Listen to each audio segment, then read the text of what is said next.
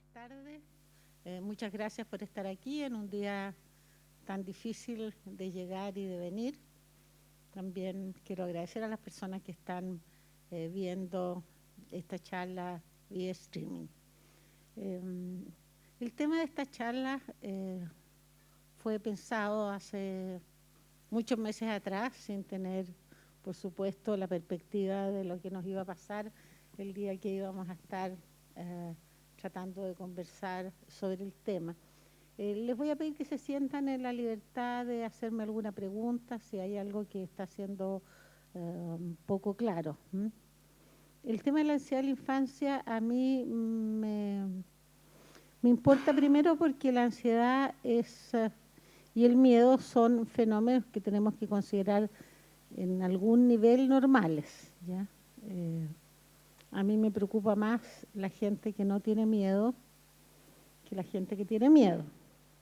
Igual que me preocupa más la gente que no tiene vergüenza que la que es sin vergüenza, ¿no es cierto? O sea, de alguna manera uno dice el miedo es un mecanismo que está dado para garantizar que nos podamos cuidar. Las personas que no tienen miedo asumen riesgos innecesarios y pueden poner incluso en peligro su vida, digamos, ¿no es cierto? O sea, pero por supuesto, como todas las cosas, esto tiene que estar en una dimensión que esté bajo el control voluntario, que no sea una sensación invasiva que te paralice o que te afecte la salud, porque extremos de ansiedad evidentemente son muy tóxicos y muy dañinos para la salud.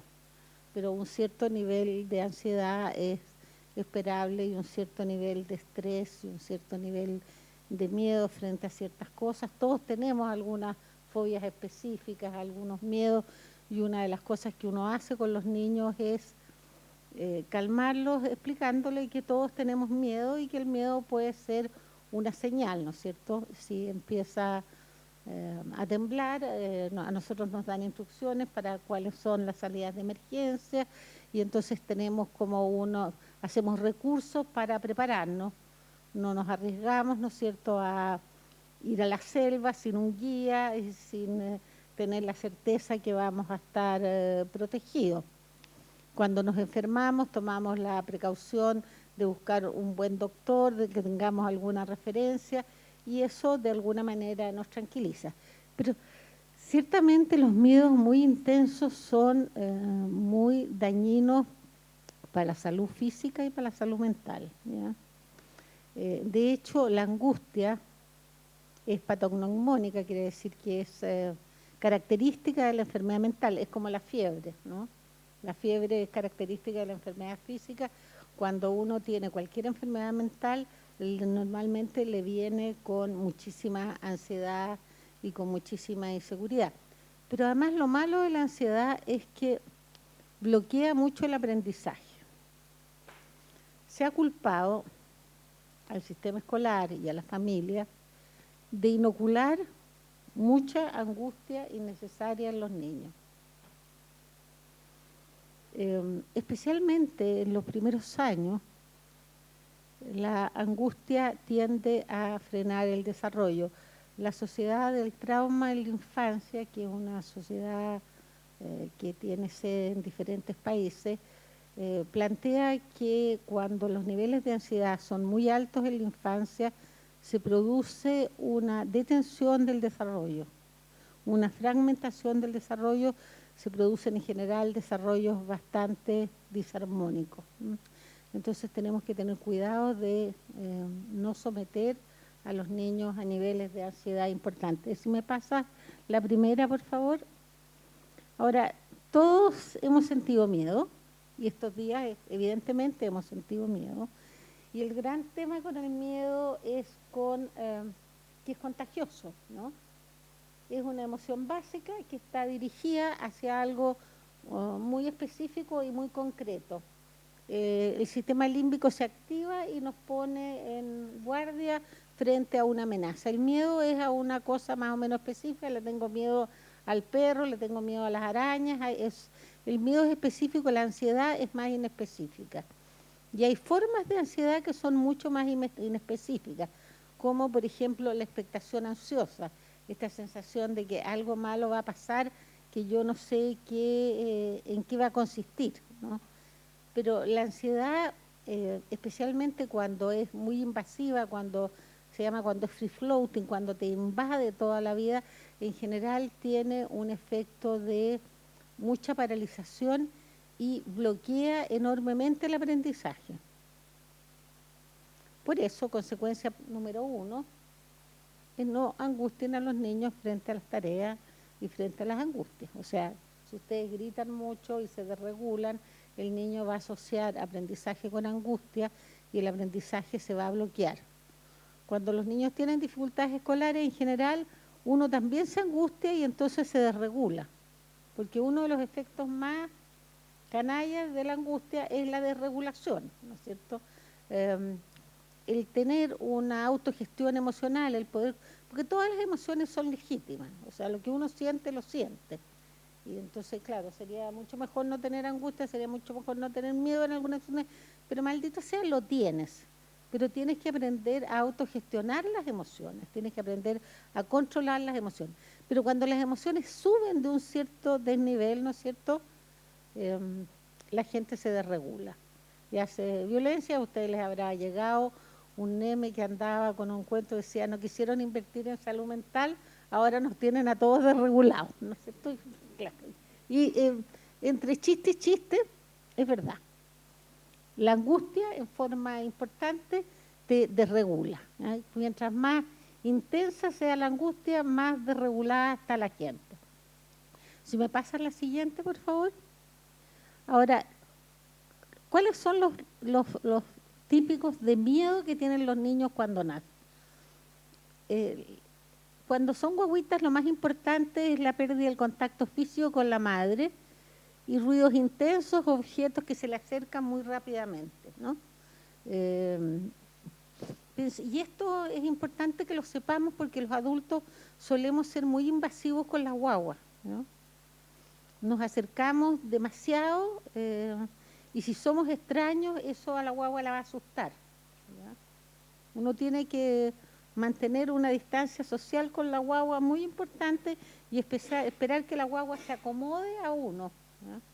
Porque cuando por ahí por los 7 meses empiezan a tener un terror a los extraños, exactamente cuando empiezan a reconocer las caricias. Dice, qué linda la guagua, ¿no es cierto? La guagua se aterroriza. Pero si hay algo que tranquiliza a las guaguas es el contacto físico con las madres, ¿ya? Si hay algo que las calma, y había un doctor Perry que decía que en realidad esto de dormir en camas separadas que tenemos con las guaguas es una cosa que surge, no me acuerdo si en el siglo XVI, siglo XVII, antes todo el mundo dormía con sus guaguas porque las guaguas se tranquilizan enormemente. Yo no soy muy partidaria del colecho, que es de dormir con la guagua en los primeros meses, porque encuentro que las madres y los padres necesitan dormir tranquilos, las guaguas finalmente se acomodan, pero hay que reconocer que si la guagua está llorando mucho, lo único que lo tranquiliza es el contacto con la madre, el vínculo afectivo. También los olores, ¿ya? En Francia, cuando los niños van a las salas cunas, los mandan con una blusa de la mamá. No una blusa con olor a rinzo, sino que una blusa usada, que tenga el perfume, el desodorante de la madre, la transpiración de la madre, porque el olor tranquiliza. La representación en la corteza del olfato es muy grande en los recién nacidos hasta los 6 meses. Entonces, los olores los calman mucho, ¿ya? El olor a leche, en fin, hay una serie de... Entonces, tenemos que... la separación de la mamá angustia bastante a los niños, el acercamiento de las personas extrañas. Del 1 a los 5 años los niños tienen mucho miedo a los ruidos intensos, a la oscuridad, a los animales. No a todos los animales, los niños que están familiarizados con los perros, cuando aprenden a caminar, andan en dirección de los perros. Uno sale y quiere ir a la plaza, pues si el niño ve un perro, puede seguirlo si ha estado familiarizado con los animales. Pero si no, pueden tenerle bastante susto, le pueden tener bastante miedo también a esos animales que ponen en los supermercados, estas gigantografías. Los niños muchas veces se aterrorizan, ¿no es cierto?, con esa situación. Las tormentas, pero en la medida que uno se mantiene tranquilo y le dice, mira qué lindo, cómo están los rayos, y miremos cómo está el viento, y eso el niño cuando está en compañía puede disminuir en forma importante los miedos, y en la medida que se hace una narrativa y se hace un cuento de lo que está pasando, ¿no? El hombre es un animal de historias, que se hace cuentos.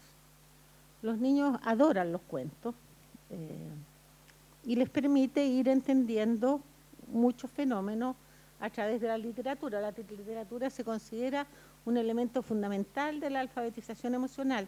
Y todos los cuentos que hay para niños entre estas edades y hasta los 8 o 10 años, que tienen que ver con el manejo del miedo, y hay bastante, hay un libro que se llama Los cazapesadillas, por ejemplo, hay otro que se llama Tengo una pesadilla en mi armario, que es muy bueno. Uno que escribimos nosotros recién con una hija que se llama Qué pesadilla, mis pesadillas, ¿no? Todos estos cuentos tienen la idea de que el niño aprenda a regular, que se haga una narrativa y que aprenda a lo que yo les explico a mis pacientes. Tenemos que aprender a mandar los miedos. No tenemos que dejar que los miedos nos manden a nosotros. Todos tenemos miedo, pero tenemos que aprender a mandar los miedos, ¿no es cierto? Y mandar los miedos significa también no exponerse a situaciones de riesgo, no es solamente... Entre los 3 y 5 años tienen bastante miedo a los monstruos, no a los monstruos, a los fantasmas y a los otros seres terroríficos. La televisión es un desastre para esto, ¿no? Porque a los niños les encantan los cuentos de miedo, pero después se mueren del miedo, ¿no? ¿Y por qué es importante controlar? Yo estoy bien traumatizada, he visto pocos pacientes esta semana porque la gente ha faltado mucho, porque los niños, porque los paros, porque los tacos, porque no sé qué. Pero los pocos niños que he visto, todos han visto más tele de la deseada, ¿no? Y eso es pésimo. ¿Por qué? Hay varias razones por las cuales la tele es mala, pero no nos vamos a referir hoy día específicamente a lo que tiene que ver con los miedos. Cuando uno está viendo imágenes de terror, se produce una activación de la zona de las emociones negativas, dentro de los cuales está la angustia y el miedo. Y al producirse esa activación, se irrigan esas zonas, y al irrigarse se hacen más conexiones neuronales. Y al hacerse más conexiones neuronales se genera una arquitectura más densa en la zona del miedo. Entonces, no es el miedo que el niño tiene aquí y ahora y en este día, sino la arquitectura cerebral que le van a dejar a ustedes, que lo va a predisponer a tener más situaciones de miedo. Pero además, a propósito de los días que estamos viviendo, cuando uno ve estas cosas en la tele, que te la ponen una vez y otra vez, y la señorita habla y vuelve a aparecer la imagen, los niños más pequeños se hacen la idea de que esto está pasando de nuevo. No tienen categorías de que es una réplica. Pero nosotros tampoco en el inconsciente. En el consciente sí, pero el inconsciente es atemporal. Por eso cuando ustedes sueñan, se mezcla el pasado, el presente, el futuro, el anteayer, la fantasía y la realidad. No tiene juicio de realidad, no tiene presente. Entonces cuando uno ve mucha tele y le repiten, se te activa la zona de los miedos. Los que son más viejitos aquí, que hay poquito, todas las imágenes les han removido imágenes anteriores, ¿no? Que están guardadas y que se almacenan y que aparecen mientras tanto. Entonces, ver 19 veces una misma escena es malo. Para los niños es pésimo. Para ustedes es malo, porque les aumenta la ansiedad, les irriga la ansiedad, y porque además es muy contagioso. Yo andaba por aquí con un nieto que la mamá había venido a dar sangre porque ella tiene RH negativo y había una persona que necesitaba sangre, y entonces andaba con el chiquitito que lo habíamos protegido mucho de no ver tele, de darle una explicación de que la gente grande a veces se paliaba y reclamaba porque había cosas que no le gusta, así como tú dices que no te quieres ir a acostar y reclaman, la gente reclama y entonces pelea por sus derechos y entonces se arman estas discusiones, pero hay gente que se está haciendo cargo de tratar de volver a la calma y de volver a la tranquilidad. No estoy tan segura que esto no sea una mentira, esto de que estamos con gente que está realmente siendo eficiente en volvernos a la tranquilidad. Yo creo que hay mucha gente que está más interesada en que sigamos bien intranquilos y tensos, pero eso no se lo podemos transmitir necesariamente a los niños. Pero sí no negarles que hay un conflicto, pero que ellos sientan de que hay gente que se está haciendo cargo y que están protegidos y que están seguros, ¿no es cierto? Bueno, este pobre fue al jardín infantil y llegó incendiado, pues no sé si me entendí, porque le contaron en el colegio, mamá, están quemando las micros, la gente están disparando, todos andan corriendo, están incendiando cosas. O sea, realmente se había hecho la película completa. Yo ahora le he preguntado a todos mis niños de la cosa qué saben, ¿no? Entonces, que uno de primero básico, de un colegio alemán, me dice, no, aquí Neva, la gente está reclamando contra el gobierno. Y para eso queman micros, asaltan supermercados. O sea, pero claro, todos tienen clarísimo de alguna manera lo que está sucediendo. Lo que yo no lo encuentro malo, pero sí puedo considerarlo excesivo. Los niños necesitan explicaciones, uno no debe mantenerlos fuera, pero debe mantener una actitud de calma y de tranquilidad, porque el cerebro en desarrollo del niño no está inmunizado contra la ansiedad. Y como no está inmunizado contra la ansiedad, mucha ansiedad puede detener el desarrollo de los niños, que es lo que pasa con los niños traumatizados. Muchos de estos que andan vandaleando en la calle son niños, ayer conversaba con un psicólogo del Sename, y que los niños del Sename están felices en esta cuestión, pues, ¿no? Y salen y se escapan y están y qué sé yo. Son niños que fueron muy desregulados porque fueron muy abandonados de pequeños, entonces no pudieron hacer el desarrollo ni la milenización conveniente. Entonces, uno, claro, dice, está pésimo, pero de verdad uno tiene que pensar por qué sucede. Tenemos que cuidar el cerebro de nuestros niños que está en desarrollo y las dosis de ansiedad tienen que ser mínimas. ¿Ya? Sí.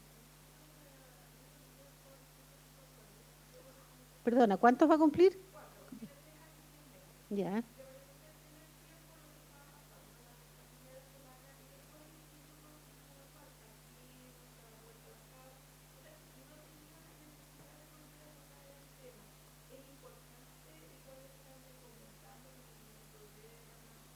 No, hay que estar alerta a las señales que el niño te dio, a las señales que el niño te emite, las preguntas que te hace.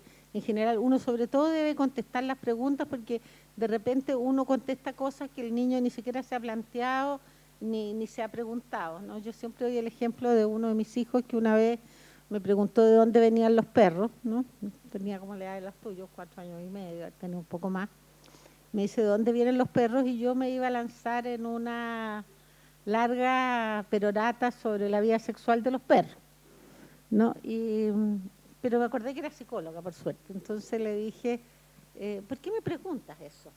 Porque siempre detrás de toda pregunta hay una inquietud. Y entonces me dice, no, porque a la Fernanda le regalaron uno y yo también quiero uno.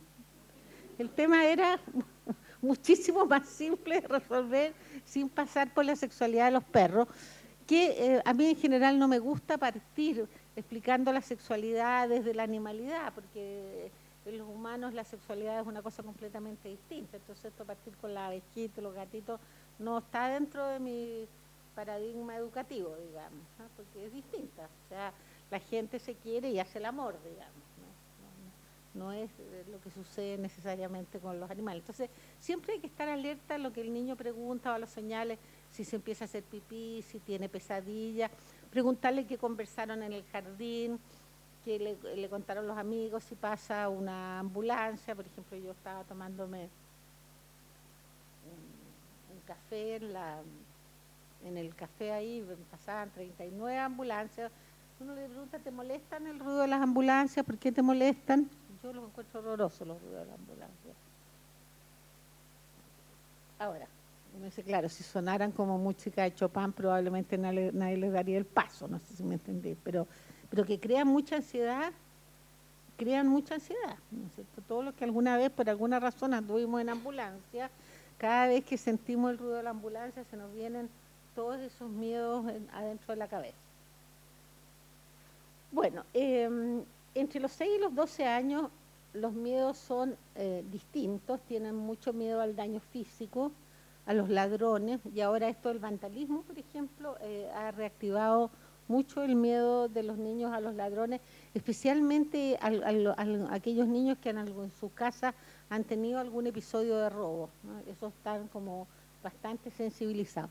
Mucho miedo a ser castigado y al fracaso, a ser enviado a la dirección del colegio, y eso es bien increíble porque no tienen miedo los que deberían tenerlo, tienen miedo los que no deberían tenerlo. Me acuerdo de una paciente mía que era muy ansiosa y muy bien comportada y con mucho miedo a hablar en público y prácticamente tenía casi un mutismo selectivo, y entonces conversando con ella decía, pero ¿por qué tanto miedo? Es que si hablo, Neva, me van a castigar. Y yo decía, no, si hablas te van a aplaudir, todos estamos esperando. Y no, me dice, porque tú no sabes cómo retan al fulano porque habla y lo mandan a la dirección. O sea, eso que al fulano en cuestión no lo aterrorizaba para nada, a ella la aterrorizaba. La posibilidad que le sucediera lo que le sucede al fulano, ¿ya? O sea, es importante porque uno hace las cosas con una dirección y le llegan a otro, ¿ya? Y le llegan los temores a otro, porque hay gente que es como esponja para conseguirse todos los miedos, y me explicaba cómo era la directora y cómo mandaba las comunicaciones y qué sé yo, ¿no? Entonces, claro, me contaba una mamá de que llegó con una niña y un niñito que llevaba, estábamos al finales del primer trimestre, 40 anotaciones negativas.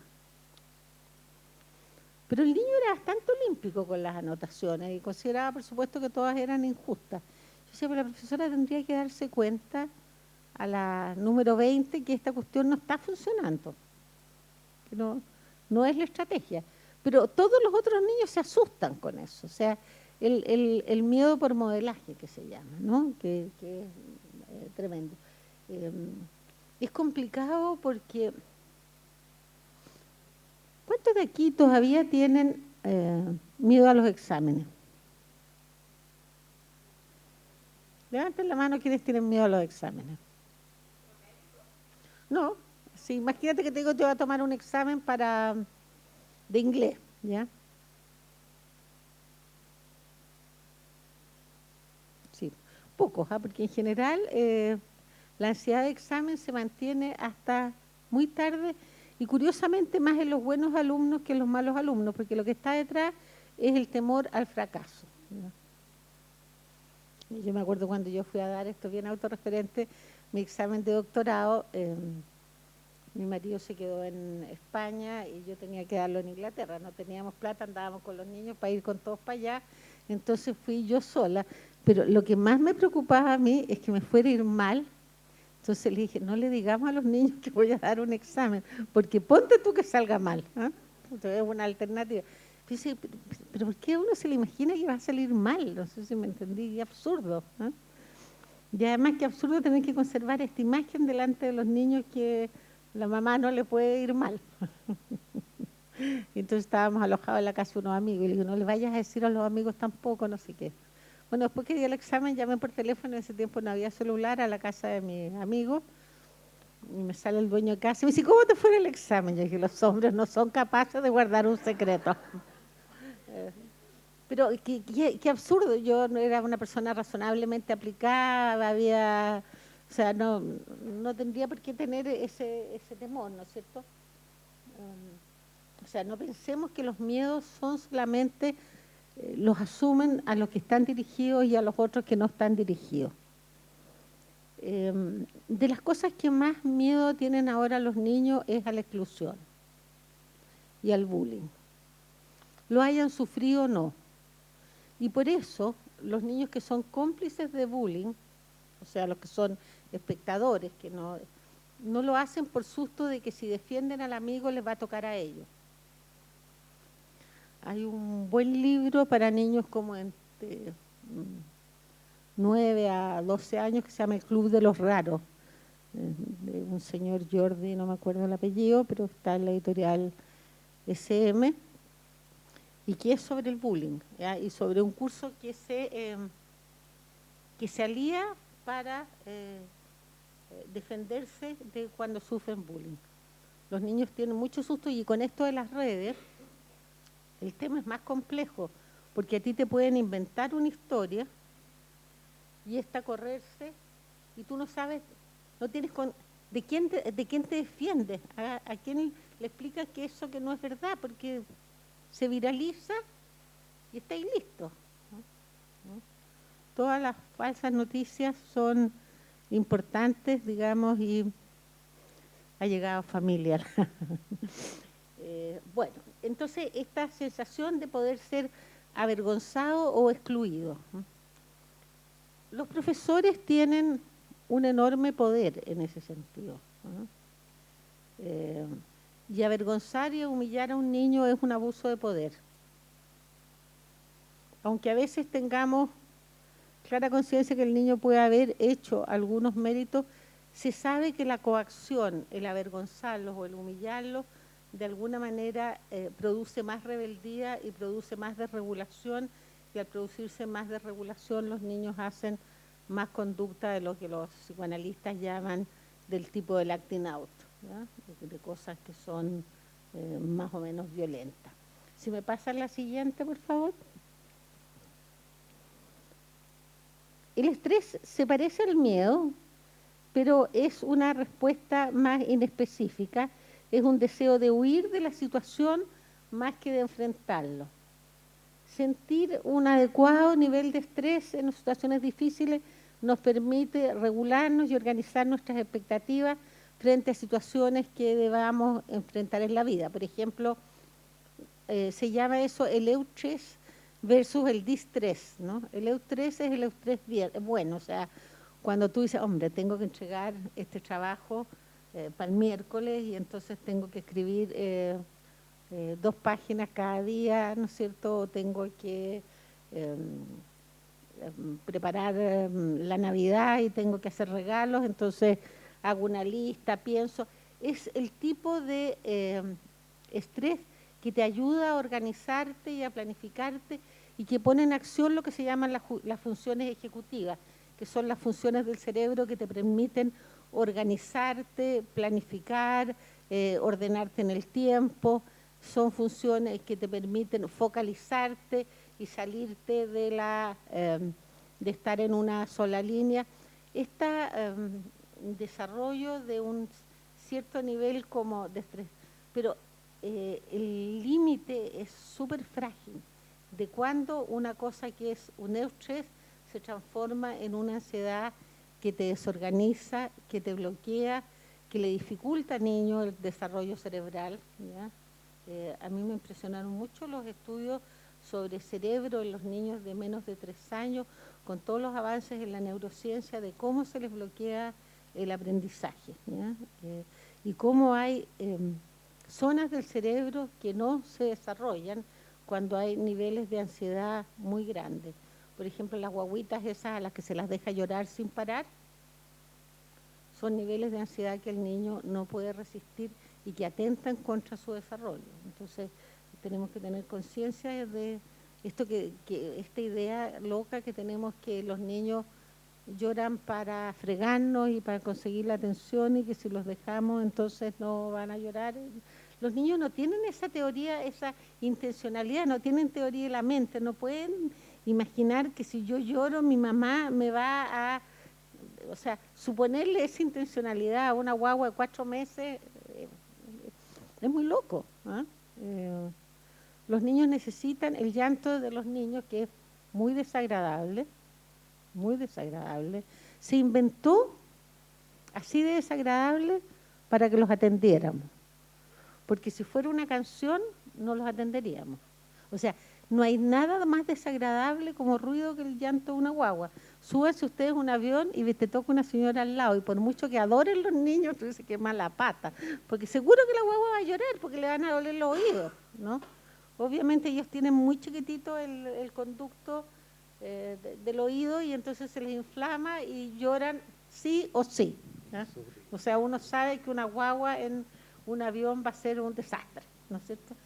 Y está hecho para eso, para que uno los calme, los arrulle, los tome, ¿ya? Entonces, suponer la intencionalidad a la guagua. No. Ahora, es verdad que los niños les encanta estar en brazos y se acostumbran a estar en brazos, y bueno, y eso es así. Lo malo es que ahora vivimos con familias muy chicas, y entonces hay pocos brazos. Antes, en la antigüedad, las familias vivían en tribus, ahí como dicen los africanos, se necesita toda una tribu para educar a un niño y pasan de una mano a la otra. Ahora las familias están cada vez más chicas, viven más lejos de los abuelos, entonces hay poca posibilidad de regalonear los niños. ¿Tú querías hacerme una pregunta? Sí, yo quería hacer una pregunta que yo me dedico a la terapia floral y atiendo en escuelas de lenguaje. Ya. ¿Ya? Entonces, referente al tema que está viendo, y bueno, mi esposa me invitó acá y no sabía que ibas a estar tú, ¿ya? Y una muy grata sorpresa, porque he leído mucho de los libros y me ha apoyado mucho en los estudios que usted ha llevado a cabo. Entonces, en el tratar a los niños con terapia floral en la escuela de lenguaje, yo me encuentro justamente con el estrés, pero que viene desde la escuela. Y eso es lo que a mí me ha costado enfrentar, trabajar también con las profesoras, ¿ya? O sea, cómo ir reduciendo el estrés, pero desde la escuela. Porque no todos los niños ya tienen la misma capacidad de aprendizaje, ni tampoco, pensando que son niños de 3 a 5 años y 11 meses, no todos quieren trabajar en lo mismo o con los mismos objetos, ¿ya? Entonces hay niños que hacen justamente berrinches porque se rehúsan a trabajar con ciertos materiales, por ejemplo, con masa, ¿ya? O porque la textura no les es cómoda. Y eso es lo que me ha costado a mí, y los niños realmente se estresan demasiado. Y los niños con problemas de lenguaje se estresan más, porque tienen más dificultad para expresar sus emociones.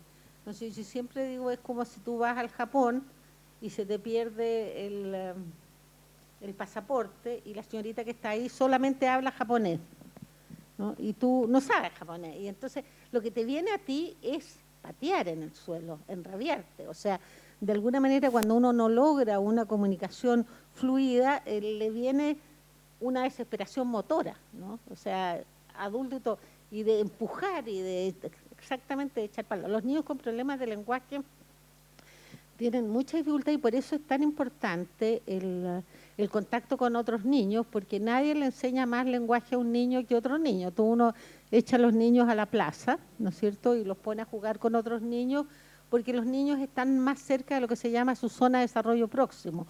Son las palabras que usan los niños y que les motivan más y que les entran más. Entonces, esta como tutoría del lenguaje por otros niños es importante, el poder el que ellos estén. Estaba leyendo un libro que te puede gustar, que se llama El niño que criaron como perro, de Bruce Perry, creo que se llama él, y es un muy buen libro sobre niños traumatizados, que todos tenían muchos problemas de lenguaje cuando pequeños, y él hace lo que se llama una terapia neurosecuencial, que es partir de donde el niño está, pero ponerlo mucho con otros niños. Y contaba el caso de un niño que mientras estuvo en el jardín, era un niño que había estado en un orfanato en Rusia, la familia lo había adoptado, el niño le había costado aprender inglés y tenía muchos problemas de lenguaje, pero en el jardín había funcionado más o menos bien. porque los otros niños jugaban con él. Cuando entró a primero básico, el caos de la hipotenusa. El niño cayó en una cosa angustiosa, rabiosa, pataleaba, en fin, hacía berrinches y qué sé yo, que los berrinches tienen que ser entendidos como una desesperación por comunicarse, ¿no? Por eso uno dice, cuando un niño está enojado, uno lo primero que hace es tratar de empatizar y devolverle la emoción con palabras de tal manera que el niño sienta que tú lo entendiste. Porque si siente que no lo has entendido, grita más para intensificarlo. Ahora, no es que vaya a dejar de gritar del todo, no les voy a mentir, pero disminuye. Cuando uno dice, tú estás muy enojado porque tu hermano te tomó las cosas, y entonces te dice, sí, estoy enojado. Entonces sigue llorando, pero ya no es como la furia de que no me entendiste. Uno tiene que irles prestando paulatinamente palabras para que ellos puedan ir fluyendo en la emoción, porque las emociones fuertes les frenan mucho la expresión del lenguaje. Afortunadamente la neurociencia viene en nuestra ayuda, porque antes siempre pensaban que eran mañas y inventos de los psicólogos.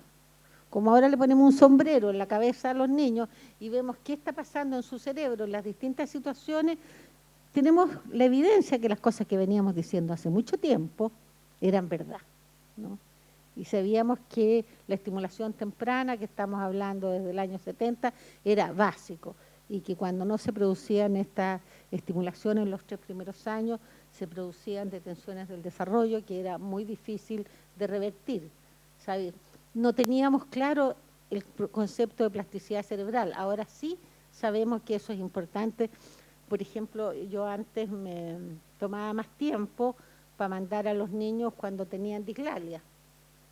Ahora no, es posible que a los 5 desaparezcan solos, pero y si no, va a ser mucho más difícil recuperarlo. Entonces prefiero que el niño tenga 10 sesiones o 15 sesiones antes y pueda soltarlo, ¿no? Pero la fluidez en el lenguaje disminuye mucho la ansiedad. De hecho, los niños tímidos, una de las cosas que tienen es muy poca fluidez verbal. Entonces yo los hago hablar solos en su pieza, por ejemplo. Antes, cuando habían grabadoras, les hacía que se grabaran y que hablaran, ¿ya? Entonces si iban a ir, que hablaran de la película que habían visto, del programa de televisión, del libro que habían leído y qué sé yo, porque eso empezaba a hacerlo fluido el lenguaje. Después ellos te relataban que raramente hablaban de eso que se habían hablado, pero que sin embargo habían hablado más, ¿ya? O sea, esa fluidez del lenguaje es importante. Pero para eso hay que dejar que los niños hablen, ¿no? Así como yo dejo que él hable y entonces lo que digo es mucho más relevante que lo que yo tenía probablemente planeado, porque representa más lo que ustedes quieren saber o necesitan saber, ¿eh? Bueno, vimos el eustrés, el distrés. Pásate la siguiente, por favor.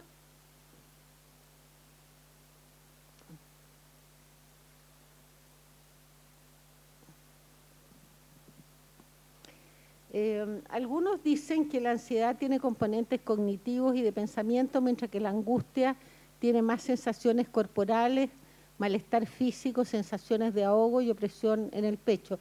Algo parecido como le pasa a los ataques de pánico de los adultos, ¿eh? Alguna gente piensa que algunos niños pueden tener ataques de pánico. No sabemos, no está clara, no lo tengo yo claramente, pero sí uno ve niños que son como pescados por el terror, ¿eh? Y que tienen sensaciones físicas importantes, ¿eh? La angustia tiene mucho componente físico, pero no hay que pensar, ojo, que toda angustia es física, porque de repente nos pasamos para el otro lado, ¿no? Hay veces que los niños pueden tener problemas cardíacos, o no sé, me acuerdo de una niñita que tenía diabetes y que llegaba y llegó a mi consulta, pero no llegó por la diabetes, sino que llegó porque tenía mucha angustia y se paralizaba con la angustia. Y dije, en realidad aquí hay algo que es más que psíquico, porque tenía unos padres encantadores, preocupados y qué sé yo, y la niñita caía en una crisis de terror que eran hipoglicemia, ¿ya? Entonces, bueno, a veces pasa también cuando los niños uno los va a buscar al colegio, que están muy mal genio, muy qué sé yo, que están con hipoglicemia.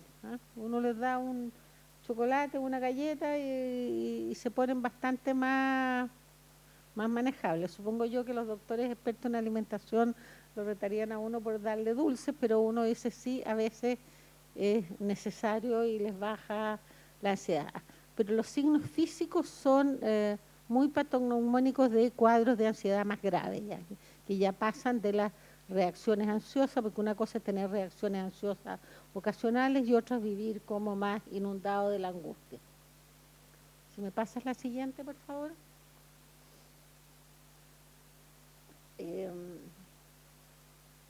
Hay efectos psicológicos, hay efectos cognitivos, emocionales y conductuales, ¿no?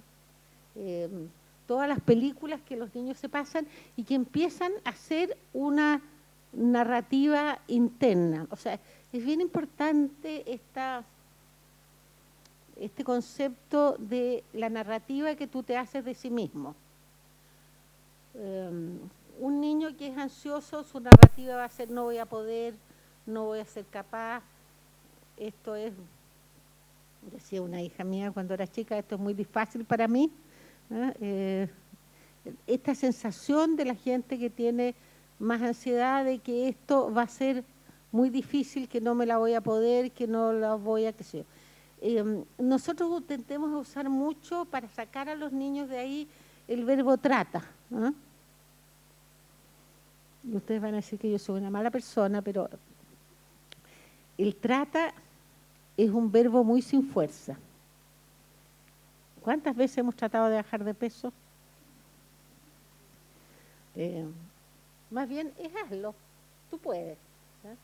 No trata, intenta, ayuda. En general, el verbo tratar, dicen los gestálticos, tiene un fuerte componente implícito de fracaso, ¿no?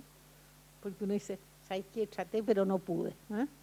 Traté de llegar a la hora y no llegué a la hora, ¿no es cierto? Entonces hay gente que llega crónicamente atrasada a todas partes.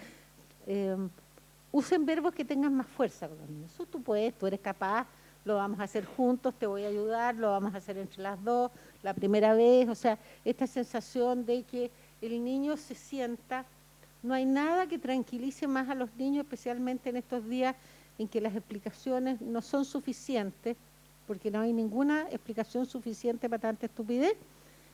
Un buen abrazo es más tranquilizador que 1.000.000 de palabras. Esta sensación de cercanía, de contacto físico, los vínculos. Nunca pierdan los vínculos físicos con los niños. Los niños tratan de perderlo con uno. Se escapan, se corren, qué sé yo, pero hay que tratar de tener estos vínculos que son el contacto físico. Los seres humanos venimos programados socialmente para el contacto. La gente se toma de las manos, se acerca, y eso en general es bastante, tiene un efecto de calma muy grande. Las historias tienen un efecto muy grande de calmar a los niños. La música, vamos a escuchar esta música, claro, no elijan un rap, ¿no es cierto? Pero elijan las antiguas canciones de cuna, las canciones del grupo Mazapán, del Zapallo, que inducen a los niños a una cosa que es más tranquila. La música de la infancia es lo que más se mantiene. Si me pasas la siguiente, por favor. ¿Cuándo decimos que un cuadro, estamos frente a un problema psiquiátrico de ansiedad? Cuando la amenaza es irreal o exagerada, cuando el monto de la ansiedad dificulta o obstaculiza lo que la persona puede realizar en sus capacidades cotidianas según sus expectativas y capacidades, ¿no es cierto? Un niño que tiene fobia al colegio, que no quiere ir al colegio, que se angustia enormemente frente al miedo de ir al colegio, o el niño que piensa que todos los perros lo van a morder, todo aquello que obstaculiza el desarrollo, que todos los compañeros se van a reír de él. En ese sentido ya uno está frente a un caso que el niño necesita ayuda, y es bien importante que se atienda apenas empiezan a ver estos signos más fuertes, porque hay que probablemente tratarlo con medicamentos, ¿ya? Yo no soy experta en medicamentos, así que no le puedo decir ni cuáles ni en qué dosis, pero lo que uno no debe permitir es que se consolide la angustia. Las fobias, ninguna fobia se quita evitando la situación temida, hay que ayudar al niño a enfrentarlo, y a veces la manera de enfrentarlo es lo que se llama decapitando la angustia con un medicamento. Entonces, no sé, yo a varios les enseñaba a andar en bicicleta que tenían terror, dándole pastillas, tónico quita miedo, como les digo yo, un tónico quita miedo, por 10 días, por 15 días, hasta que el niño aprende a andar en bicicleta, ¿ya? Y después eso en realidad lo seguriza y le hace cosas. Se puede usar en muchos de los cuadros en que los niños están bloqueados, decapitar la angustia. No dejar que las angustias se consoliden, porque mientras más tiempo las chiquillas se instalan en uno, más difícil es mandarlas de paseo. Si me pasan la siguiente. Bueno, las explicaciones biológicas yo me las voy a saltar porque nos queda poco rato y esas no las podemos cambiar. Pero lo que sí hay que decir que hay familias que tienen más predisposición a la ansiedad, pero nunca vamos a saber porque aquí los efectos son mixtos, ¿no es cierto? Un padre ansioso transmite mucha ansiedad a los hijos. Entonces, tenemos que preguntarnos cuánto es heredado y cuánto es aprendido. Aquí les voy a contar la historia de un paciente mío que era bien rabioso y bien mandón, y yo le di a leer un libro mío que se llama El oso enojoso, y entonces él me lo devolvió y me dijo, ella era bien igualado, pues, ¿eh? Entonces me dice, mira, Neva, hay osos enojosos, el Bartolo, hay niños enojosos, yo, pero quiero decirte que hay papás enojosos. Entonces yo le dije, ¿el tuyo? Sí, el mío. ¿Y quieres que se lo digamos al papá? No, porque se va a enojar. Entonces, y si se lo digo yo, bueno, ya, y llamamos al papá y yo le cuento este cuento, y entonces el papá me dice, sí, en realidad Neva lo heredó de mí. Y yo le dije, no lo heredó de ti, lo aprendió de ti. Las conductas son muy aprendidas. Las pataletas que hace la gente las aprendió en algún rato, pero además hicimos la arquitectura cerebral, como hablábamos al comienzo de la sesión. Y esto pasa con la ansiedad, con la rabia, con la depresión, ¿ya? Por eso a veces el mejor tratamiento para los niños es un champú en la cabeza de los padres, digamos, ¿no? O sea, irse uno a arreglar un poco y a ordenar un poco las neuronas. Si uno está muy ansioso, también tiene que pedir ayuda. Bueno, Freud plantea que la ansiedad tiene un rol adaptativo en todas las etapas del desarrollo, pero él plantea que se produce mucha ansiedad patológica cuando hay mecanismos de defensa que se usan de manera excesiva o exclusiva. Por ejemplo, hay veces que hay gente que tiene mecanismos de represión muy grandes y que reprime la rabia, pero anda muy ansioso, ¿no? Sería una explicación psicoanalítica.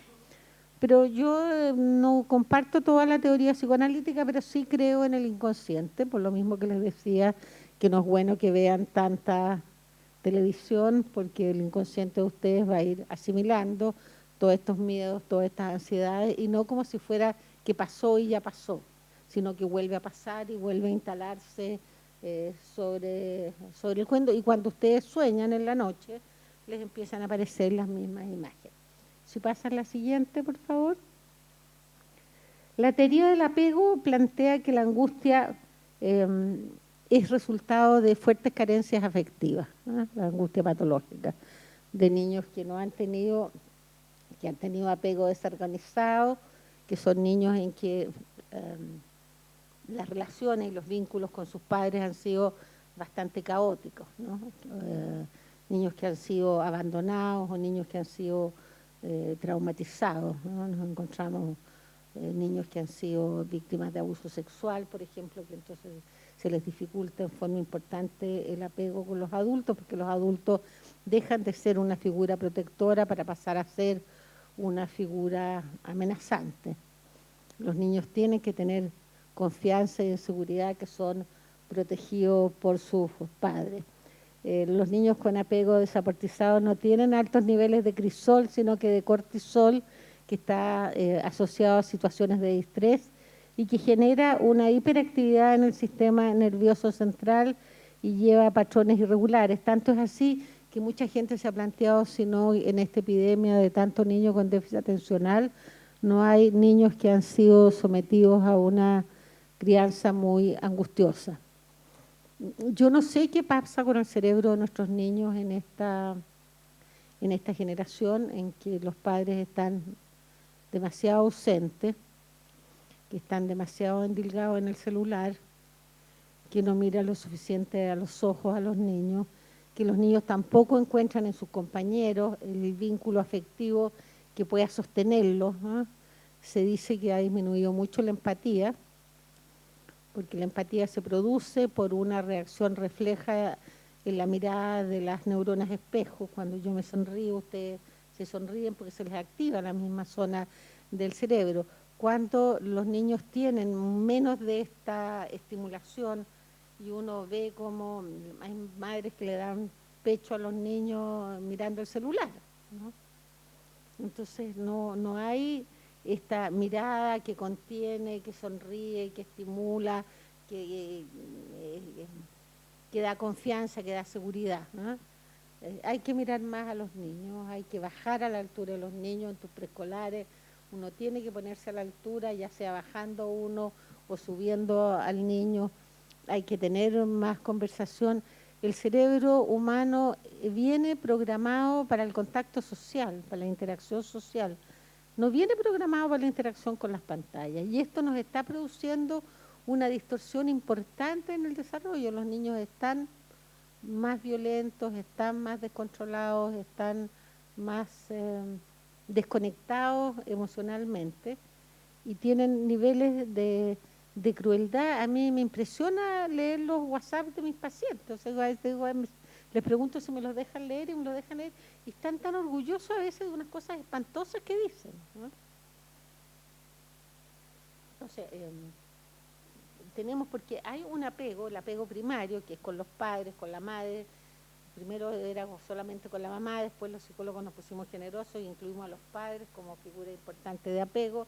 Después los psicólogos fuimos envejeciendo, entonces pusimos a los abuelos también como figuras de apego, pero los tíos, los primos, todos esos son figuras de apego.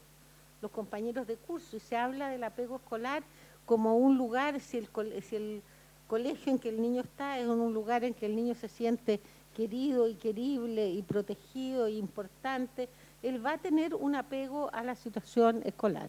Entonces, buscar la idea básica es tratar de hacer ambientes emocionalmente seguros.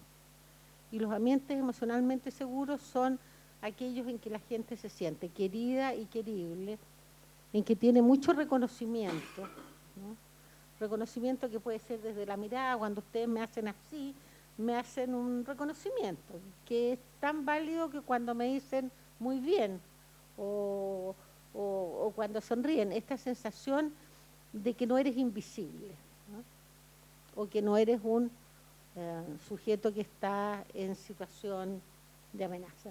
Desgraciadamente hemos sido bastante negligentes con la infancia. Les hemos pasado por televisión películas absolutamente inapropiadas, en horarios inapropiados. No hemos hecho leyes que seguricen y mantengan a los niños, ¿no es cierto?, en una situación de cuidado y de privilegio. Y después, claro, después la cuenta no la paga ese niño nomás, ¿eh? La pagamos todos. Cuando no atendemos a los niños en situación de abandono a tiempo, después tenemos que pagar la delincuencia a todos, ¿no? Y la drogadicción todos. O sea, realmente el síndrome más grave para crear ansiedad en los niños es el signo de desatención. La desatención y el maltrato. Niños que no son cubiertos en sus necesidades básicas. Pásame la última porque yo creo que ahí que eso nos está acabando el tiempo. Bueno, la teoría conductista dice que la ansiedad se aprende y que es condicionada y que es un mecanismo de condicionamiento clásico y operante y que por lo tanto se pueden aprender y desaprender. Yo en algún tiempo tuve bastante cercanía con la teoría conductual y ahora que soy más sistémica pienso que igual en bastantes cosas los niños tienen razón. O sea, el condicionamiento clásico existe, ¿no? O sea, si uno pasa por un lugar en que le pasó una situación traumática, uno tiene taquicardia, ¿no es cierto? O sea, si ustedes chocaron en una esquina, no quieren volver a pasar por esa esquina, ¿no?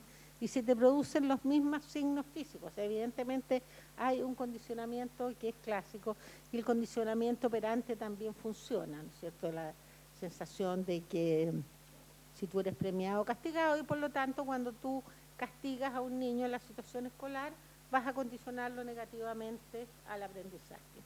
Y el niño, por más que tú le digas después que trate y que pueda y que intente, no va a tener cambios importantes.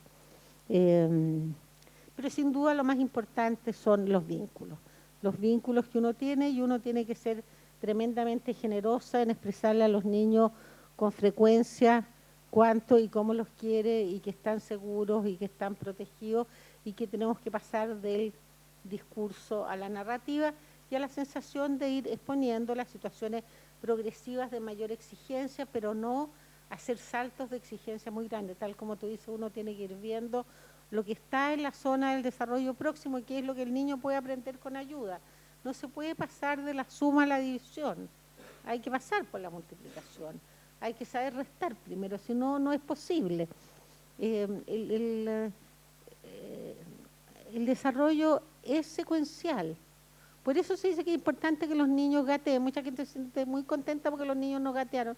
No, es bueno que los niños gateen, los niños tienen que gatear, porque son estructuras cerebrales que se van desarrollando y se van desarrollando desde las bases a las funciones superiores.